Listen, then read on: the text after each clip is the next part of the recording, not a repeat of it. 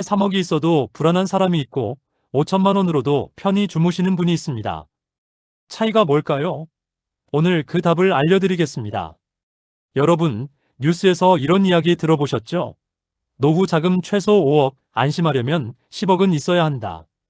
이런 말을 들을 때마다 가슴이 철렁합니다. 그런데 이 숫자, 어떻게 나온 건지 한 번이라도 따져보신 적 있으신가요? 한 달에 200만 원 쓴다고 치고 12개월 곱하고 30년 곱하면 7억이 넘습니다. 무섭죠? 그런데 여기엔 매달 들어오는 연금이 빠져 있고, 나이가 들수록 쓰는 돈이 줄어드는 것도 빠져 있고, 정부 복지 혜택도 전부 빠져 있습니다. 빠진 게 이렇게 많은데 그 숫자를 그대로 믿으면 어떻게 될까요? 필요 없는 불안에 잠을 잃고 쓰지 않아도 될 돈을 이상한 투자에 넣게 됩니다. 실제로 그래서 노후 자금을 크게 잃으신 분들이 주변에 계시잖아요. 혹시 이런 경험 있으시죠? 밤에 잠이 안 와서 스마트폰을 꺼냅니다. 통장 잔액을 확인하고 계산기를 두드려 봅니다. 이 돈이면 앞으로 몇 년 살 수 있을까? 계산하면 할수록 마음은 무거워지고 잠은 더 안 옵니다. 커피 한 잔 사 마시려다가 발걸음이 멈춥니다. 마트에서 장을 보다가 카트에 넣었던 걸 다시 빼놓습니다. 친구 모임에 나가면 더 힘듭니다. 누군가가 얼마를 모았다. 어디에 투자해서 얼마를 벌었다. 이런 이야기를 하면 듣고 있는 내 마음이 조용히 가라앉아요. 집에 오는 길에 나만 뒤처진 것 같은 기분, 이게 비단 저만의 경험은 아닐 겁니다. 충분히 이해합니다. 평생을 정말 열심히 사셨잖아요. 새벽같이 일어나 일하시고 자녀 키우느라 허리띠 졸라매시고 부모님까지 모셨습니다. 세금도 꼬박꼬박 내셨고요. 그렇게 살아오셨는데 이제 와서 숫자가 모자란다는 소리를 들으면 억울하기도 하고 서글프기도 합니다. 그런데 이 불안을 그냥 두면 어떻게 될까요? 불안한 마음에 고수익을 약속하는 곳에 돈을 넣게 됩니다. 아끼고 아껴서 모은 돈이 한순간에 사라질 수도 있어요. 아니면 반대로 너무 움츠러들어서 병원도 안 가고 사람도 안 만나고 하루하루가 점점 작아집니다. 둘 다 우리가 원하는 노후는 아니잖아요.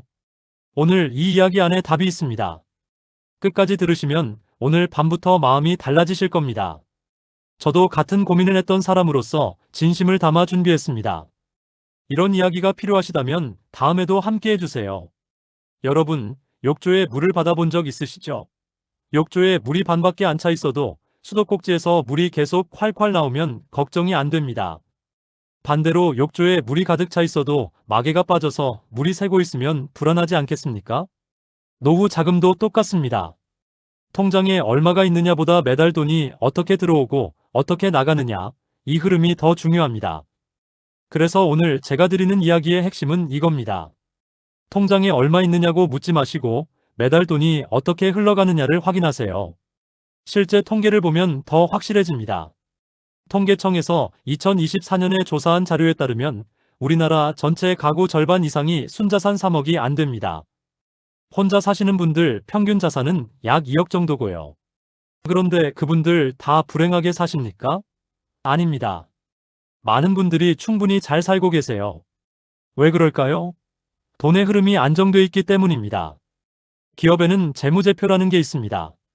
쉽게 말하면 가계부의 회사 버전이에요. 회사에 돈이 얼마나 들어오고 얼마나 나가는지 한눈에 보는 표입니다. 우리도 이걸 아주 간단하게 만들 수 있어요. 이름을 붙여볼게요. 나의 돈 흐름표. 종이 한 장이면 됩니다. 먼저 왼쪽에 들어오는 돈을 적어보세요. 국민연금 얼마 나오시나요? 기초연금은요? 혹시 임대 수입이나 소일거리로 버는 돈이 있다면 그것도 적으세요. 다 합치면 매달 들어오는 돈이 나옵니다. 여기서 꼭 말씀드릴 게 있습니다. 기초연금 아직 신청 안 하신 분 생각보다 많아요. 2025년 기준으로 기초연금이 최대 한 달에 34만 원입니다. 부부가 둘 다 받으시면 55만 원 정도 되고요. 1년이면 400만 원이 넘어요. 10년이면 4천만 원입니다. 안 받으시면 그냥 버리는 거예요. 주민센터에 가시거나 국민연금공단 1355번에 전화 한 통이면 됩니다. 몸이 불편하시면 집으로 찾아와서 도와준다고 합니다. 그 다음 오른쪽에는 나가는 돈을 적어보세요. 관리비, 식비, 병원비, 통신비, 보험료 같은 것들을 항목별로 적으시면 됩니다. 통계청 자료를 보면 혼자 사시는 분이 한 달 평균 163만 원 정도 쓰시고 부부라면 250만 원에서 280만 원 정도입니다. 여기서 재미있는 사실 하나 알려드릴게요. 해외 연구를 보면 75세가 넘으신 분들은 65세 때보다 쓰는 돈이 눈에 띄게 줄어든답니다. 활동이 자연스럽게 줄어드니까요. 외출도 줄고 쇼핑도 줄고 외식도 줄어듭니다. 병원비는 조금 늘지만 전체 지출은 줄어드는 게 맞습니다. 그러니까 나이가 들수록 부담이 커진다는 생각은 사실과 좀 다릅니다. 이제 왼쪽에서 오른쪽을 빼보세요. 들어오는 돈에서 나가는 돈을 빼는 겁니다. 이 차액이 0원이거나 플러스라면요. 여러분 통장에 수억이 없어도 됩니다. 매달 돈이 돌아가고 있으니까요. 통장 잔액은 갑자기 큰 돈이 필요할 때를 대비한 비상금 역할만 하면 충분합니다. 계산해봤더니 매달 조금씩 부족하다. 그러면 어떻게 할까요? 두 가지 방법이 있습니다. 첫 번째는 새는 곳을 막는 겁니다. 매달 나가는 돈 중에 줄일 수 있는 게 없는지 살펴보세요. 잘 쓰지 않는 보험이 매달 빠져나가고 있진 않나요? 통신비는요? 시니어 요금제로 바꾸면 한 달에 10,000원 이상 절약되는 경우 많습니다. 이런 작은 것들이 모이면 한 달에 10만 원, 20만 원이 됩니다. 그리고 여러분이 세금을 평생 내시면서 만들어 놓은 복지 혜택이 있습니다. 복지관에 가시면 무료 프로그램이 정말 많아요.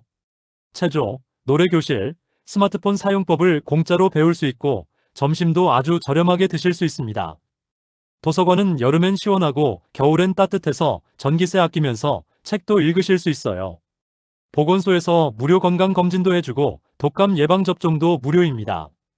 버스, 지하철도 무료잖아요. 이런 혜택들을 돈으로 환산해보면 한 달에 대략 30만 원 정도 됩니다. 1년이면 360만 원이에요. 저는 이걸 숨은 월급이라고 부릅니다. 당당하게 누리시면 됩니다. 두 번째는 작은 수입을 하나 더 만드는 겁니다. 거창한 게 아니에요. 정부에서 운영하는 시니어 일자리 사업도 있고 동네 아파트 관리나 학교 앞 교통 안전 같은 일도 있습니다. 한 달에 30만 원에서 50만 원 정도 되는 소일거리인데 이것만 있어도 부족한 차액이 메꿔집니다.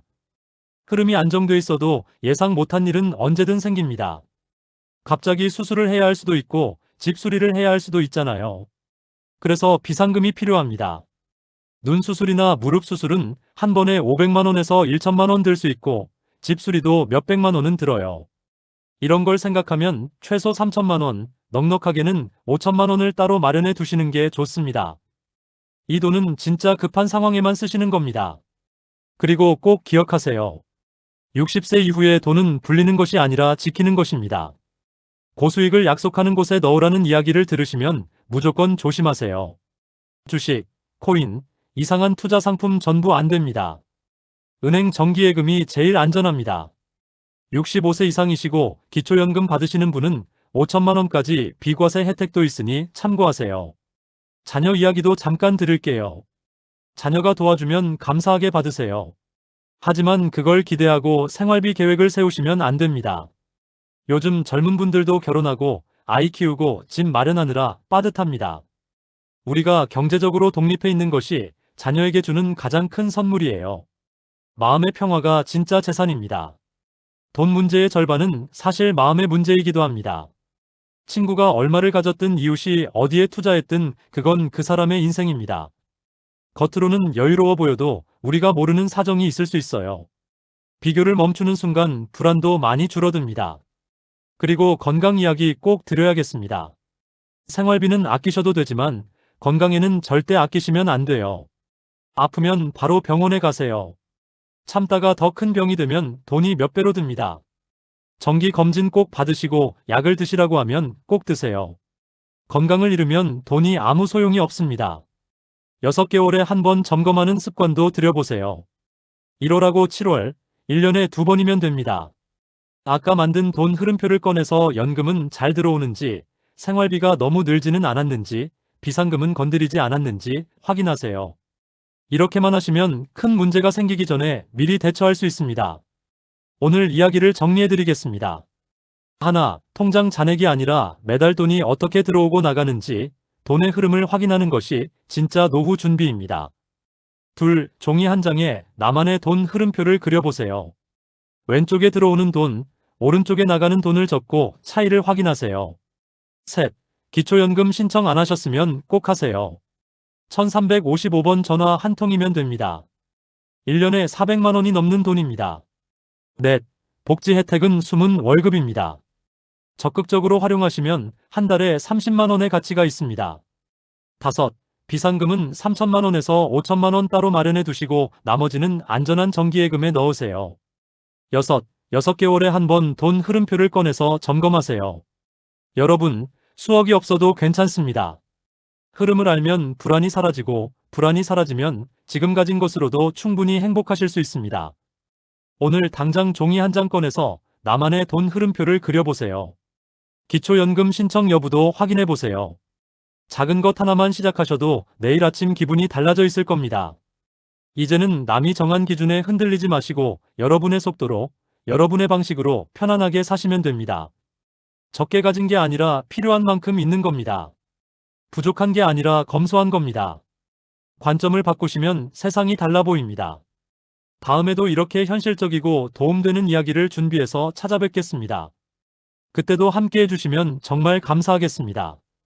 건강하시고 행복하세요.